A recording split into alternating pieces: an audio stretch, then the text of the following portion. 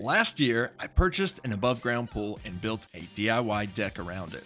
When I posted it on Reddit, the experts had opinions.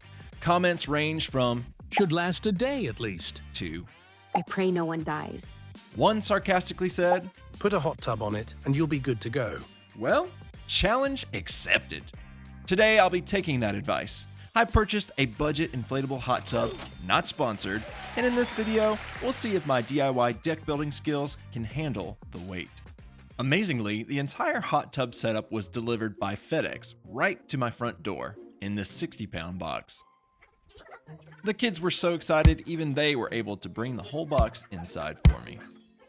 Once on the deck, I attempted to carry it by one of the cardboard handles, but quickly discovered that wasn't a great idea. That did not work. We have a giant oak tree above our deck that drops millions of acorns, so I took the time to clear my space before starting, so that the hot tub would have a nice flat surface to rest on. On the top of the box is a QR code. You can scan this and it takes you to an installation video of a man unboxing and assembling a similar hot tub. After watching this man do his thing, I now had the confidence to unbox mine and get this thing going. It's quite impressive all the stuff they packed into this box. There is a storage bag, a tiny rug, a bag of accessories, an insulated cover, and what I really like about this particular one was that the whole heating control board and bubbling unit was all built into the hot tub itself, unlike some of the other brands that have unsightly contraptions hanging off the side.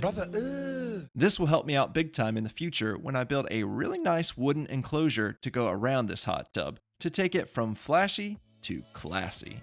What's really neat about this setup is it uses the bubbler to inflate the entire hot tub, and even has this nifty pressure gauge, so you know when you have filled it up to the appropriate amount. Now, based on my calculations, this hot tub will hold about 250 gallons of water, which at 8 pounds per gallon would equal about 2,000 pounds of weight. So for some of you, I would recommend adding additional support underneath your deck. But I'm going to take the risk and roll with it, because mine already has a beam right where the hot tub will be, and there is also this large slab of concrete helping to support the majority of the weight. At least, I think. Filling it up only took about 1 hour. Once it had enough water, I turned on the heater to the maximum of 104 degrees Fahrenheit and tested out the bubbler.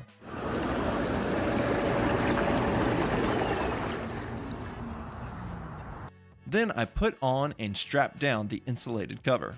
It was only 24 degrees outside, so it did take 24 hours to get the water up to temperature. But it was well worth the wait. The next day, I opened up the hot tub, tested it out, and the water felt amazing. This hot tub has exceeded my expectations. Being 6'1", I didn't think I would be able to lay all the way down, but it's much bigger than I expected. None of the tubs inside our house allow me to do this. With the bubbler on and the water at 104 degrees, this felt amazing. I was curious what my operating cost would be looking like, so I put a meter on the outlet so I could track the cost. I forgot to do this with the initial heating, which I bet would have taken the most energy. But so far, keeping it at 104 degrees Fahrenheit, it's looking like I'm averaging around 21 kilowatt hours per day, which with my local cost would be around $2.40 each day. That's $17 per week or $68 per month when in use. But this is with the cold weather we have been getting here lately. I bet this will fluctuate greatly depending on the weather.